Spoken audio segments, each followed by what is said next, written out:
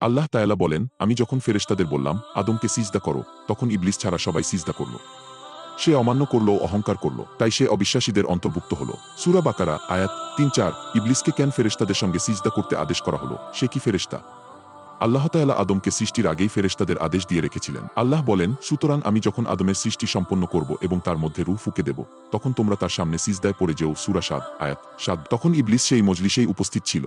তাই ইবলিস ফেরেশতা না হলেও সে ওই আদেশের অন্তর্ভুক্ত হবে। ইমাম রাজি বলেন, ইবলিস জিনদের একজন, তার মৌলিক উপাদান আগুন।